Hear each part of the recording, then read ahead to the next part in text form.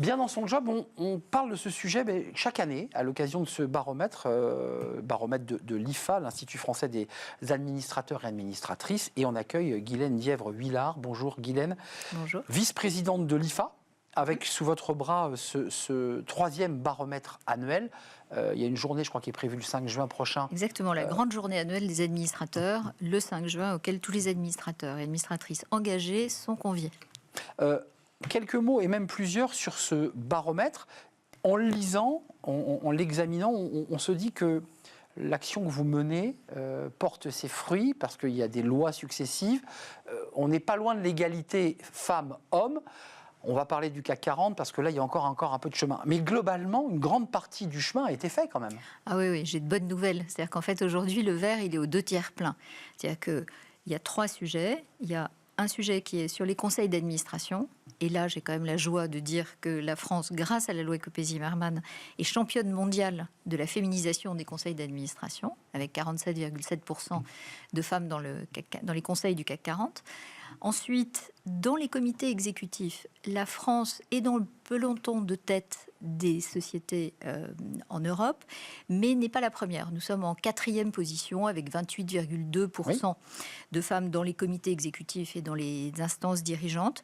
Il y a des pays, en particulier sur le nord de l'Europe et puis le Royaume-Uni, que nous talonnons, mais il faut que nous accélérions. Alors là, il y a une deuxième loi, qui est la loi Rixin de 2022, et qui nous demande d'être à 30% en 2026. Là, on descend, c'est les COMEX. Hein. Ça, ce sont les COMEX, et ce qu'on appelle les instances dirigeantes. C'est ça.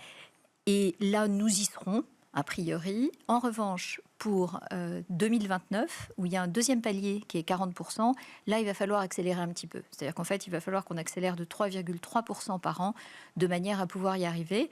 Mais de la même manière que nous y sommes arrivés pour les conseils d'administration, je n'ai pas de doute sur le fait que chacun se met en ordre de marche pour pouvoir y arriver en 2029. Marie-Pierre de Rixin, qui est venue régulièrement sur notre plateau récemment encore, c'est vrai que c'est une loi à étage où on donne le temps aux entreprises de pouvoir s'organiser et de pouvoir atteindre l'objectif. Revenons quand même sur la bonne nouvelle que vous évoquiez, près de 50%, et c'est formidable. Ensuite, quand on regarde le SBF 120 et qu'on va vers le CAC 40, les femmes se font un peu plus rares, en tout cas lorsqu'il s'agit de présider un conseil d'administration. Alors, c'est pour ça que je disais que le verre était aux 2/3 plein simplement. Le tiers, là où le bas blesse, c'est effectivement sur les présidentes et sur les directrices générales, que ce soit au sein du CAC 40 ou que ce soit au sein du SBF 120. On observe une stagnation, en fait, c'est-à-dire une douzaine de femmes qui sont présidentes au sein du CAC 40, même en très légère diminution. On est même passé à un moment donné de 14 à 12. Et quand on regarde sur la totalité, président, PDG, directrice générale, on est à 20 personnes sur le SBF 120. Donc il faut que nous accélérions. Et pour accélérer, pour ça, il y a plusieurs pistes. La première, c'est qu'il faut s'y prendre très en amont. C'est qu'il faut, dès leurs études, favoriser les matières plutôt d'ordre scientifique, de manière à ce que les femmes, en tout cas dans les sociétés industrielles, puissent s'occuper des postes opérationnels. Puisqu'en fait, à la fin des fins, on ne choisira pas une directrice juridique ou de la com ou du marketing ou des pour être dirigeante ou des DRH. Les services support, comme on dit vulgairement dans une entreprise. On prendra quelqu'un qui a fait du business et qui a fait de l'opérationnel. Et la finance, notamment. Notamment, mais pas que. Il faut aussi être vraiment sur le terrain, dans l'opérationnel, avec un PNL à développer. Donc vous dites, tout ça démarre dès l'école d'ingénieur, dès l'école de commerce, dès la formation presque initiale. On peut flécher et encourager les femmes à choisir ce qu'elles pourraient penser être des filières destinées aux hommes. Oui, il faut le faire. Et puis en même temps, dès lors qu'elles arrivent dans des entreprises, il faut que les gens qui sont les dirigeants de ces entreprises favorisent aussi l'accès à des postes opérationnels pour des femmes. Il faut une politique de talent qui soit prise très en amont et qui soit très vigilante, de manière à assurer dans les successions de postes opérationnels au moins une femme. D'ailleurs, l'AFEP l'a fait pour les DGD. Et ça pourrait être une piste, par exemple, de le faire en même temps pour des postes opérationnels en dessous de DGD. Avant de nous quitter, une femme qui souhaite devenir administratrice, qui veut s'engager, j'allais dire, dans cette carrière, qu'est-ce que vous lui conseillez de faire? Qu'est-ce qu'elle doit faire? Mais elle doit dire qu'elle en a envie, parce que c'est encore beaucoup par ces réseaux aujourd'hui qu'elle va trouver des postes d'administratrice. Et je ne peux que lui conseiller d'avoir une formation auprès de l'IFA.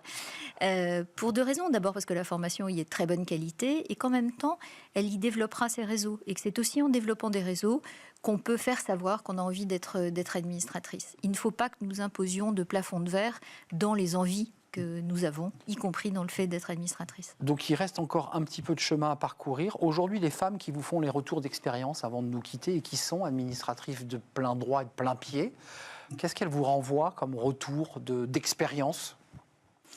Il y a quelques années, j'entendais des hommes qui craignaient, du fait de la loi Copé-Zimmermann, qu'il y ait un peu une baisse de niveau dans les conseils parce que des femmes allaient arriver. Force est de constater aujourd'hui que les retours de tous, que ce soit des hommes et des femmes, jamais, au grand jamais, je n'entends dire qu'un conseil a souffert d'un manque de qualité ou d'une baisse de qualité du fait de la présence de femmes. Au contraire, tout le monde s'accorde à dire que de la diversité naît la richesse et qu'en abordant avec des angles différents les sujets, on arrive à créer plus de valeur ajoutée. Merci Guylaine Dièvre de Huillard, vice-présidente de l'Institut français des administrateurs et TRIS. Vous avez vu, je rajoute TRIS, puisqu'on parle beaucoup des femmes dans cette rubrique de l'IFA. Donc on l'aura compris avec cette journée le 5 juin. Ça se passera où ? C'est en cours de détermination. Donc c'était une question piège. Merci de nous avoir rendu visite. On tourne une page tout de suite, c'est le cercle RH. Et on parle de la culture d'entreprise. Qu'est-ce que c'est donc la culture d'entreprise? Bullshit ou pas? Réponse avec nos invités.